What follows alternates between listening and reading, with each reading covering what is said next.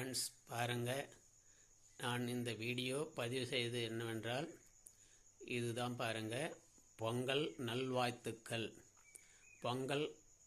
பொங்கலை முன்னிட்டு, பொங்கல் பண்டிகையை முன்னிட்டு உலக மக்கள் அத்தனை தாய்மார்களுக்கும் நான் சொல்லும் ஒரு சின்ன ஒரு டிப்ஸ் என்னவென்றால், அது வேறு ஒன்றும் இல்லைங்க. உங்கள் சமையல் அறையில் உங்கள் ஆரோக்கியம், உங்கள் குடும்பம், உங்கள் ஆரோக்கியம். பாருங்கள், நாம் எந்த காய்கறி சமைச்சாலும் அந்த காய்கறி சமைக்கிறதுக்கு முன்னாடி ஒரு மணி நேரத்துக்கு முன்னாடி அந்த காய்களை எடுத்து பாருங்கள். இப்போ காமிக்கிறேன் பாருங்கள்.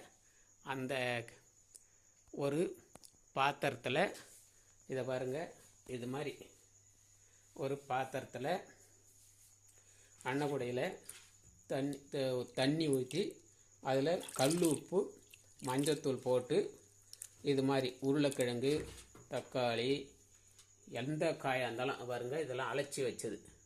இதை போட்டு அரை மணி நேரம் ஊற வைத்து இது ஃபுல்லாக அலசி எடுத்து வச்சதுங்க.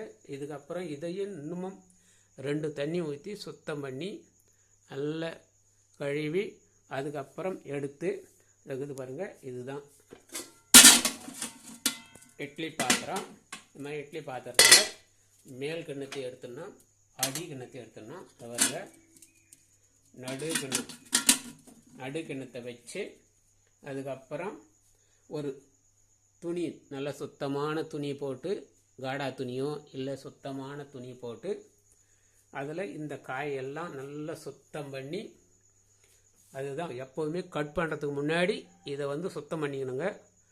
சுத்தம் பண்ணி கழுவி சுத்தம் பண்ணி வச்சுக்கின்னு அதுக்கப்புறம் எடுத்து கட் பண்ணி இதில் ஒரு காடா துணியோ இல்லை ஒரு நல்ல சுத்தமான துணி போட்டு அந்த கட் பண்ண காயெல்லாம் போட்டு, இதுக்கு முன்னாடி பாருங்கள், இதில் தண்ணி, நல்ல சுத்தமான தண்ணி ஊற்றி பருப்பு, நீங்கள் என்னென்ன இதுக்கு முன்னே சாம்பாருக்கோ வேக வைக்கிறதுக்கு என்னென்ன பண்ணுறீங்களோ அதெல்லாம் செய்து அது தண்ணி ஊற்றி அதுக்கப்புறம் அந்த பருப்பு எல்லாம் போட்டுட்டு இதில் இந்த நடுக்கிண்ணத்தை, அடிக்கிண்ணத்தை வேண்டாம், இந்த மேல் கிண்ணம் வேண்டாம், நடுக்கிண்ணத்தை வச்சுட்டு அதுக்கப்புறம் ஒரு துணி போட்டு நீங்கள் குக் பண்ணிங்கன்னா அப்போது பாருங்கள் 2 in 1 பருப்பும் வெந்துடும், இதுவும் ஆவியில் வெந்துடும். அதை எடுத்து ஆவியில் வேக வச்சதை எடுத்து பாருங்கள், அந்த மாதிரி ஆவியில் வேக வச்ச காய்கறிகளை எடுத்து அதுக்கப்புறம் நீங்கள் என்னென்ன பண்ணணுமோ அது மாதிரி தாளிப்பு செய்து ப்ராசஸ் பண்ணி இதை ஆவியில் வேக வச்சு தனியாக எடுத்து வச்சதை எடுத்து ஒரு நீங்கள் போட்டு அதுக்கப்புறம் சாப்பிட்டு பாருங்கள். அதில் உப்பு ஏற்கனவே தாது உப்பு இருக்கும் காயிலேயே, அதனால் முதல்ல உப்பு போடாதீங்க. நிறைய சாப்பிட்டு பாருங்கள், உங்களுக்கு பிடிச்சிருந்து அப்படியே சாப்பிடலாம்.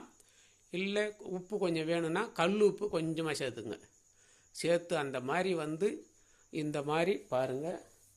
இப்படி தான் எல்லாமே இருக்குது. அவரைக்காய் இருக்குது, கேரட் இருக்குது, வெள்ளிக்கிழங்கு இருக்குது, உருளைக்கிழங்கு இருக்குது, இன்னும் இந்த பீன்ஸ் இருக்குது, பீன்ஸ் எல்லாம் இருக்குது. இப்படி இந்த கத்திரிக்காய் இருக்குது.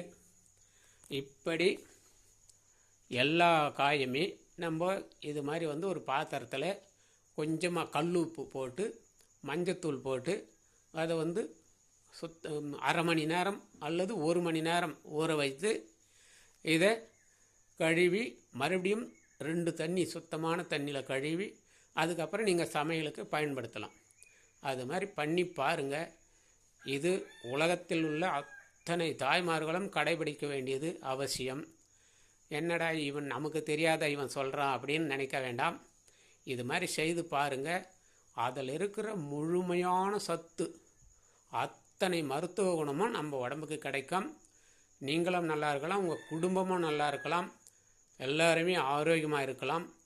இதுதான் பொங்கல் நல்வாழ்த்துக்களாக நான் உங்களுக்கு சொல்லும் ஒரு விழிப்புணர்வு. இதை செஞ்சு பாருங்கள்.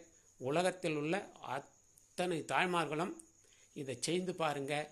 அப்போ உங்கள் வாழ்க்கை, உங்கள் மகிழ்ச்சி சிறப்பாக இருக்கும், சந்தோஷமாக இருக்கும், மகிழ்ச்சியாக இருக்கும். பாருங்கள், இதை மாதிரி இதை கடைபிடித்து பாருங்கள். அதுக்கப்புறம் சொல்லுங்கள்.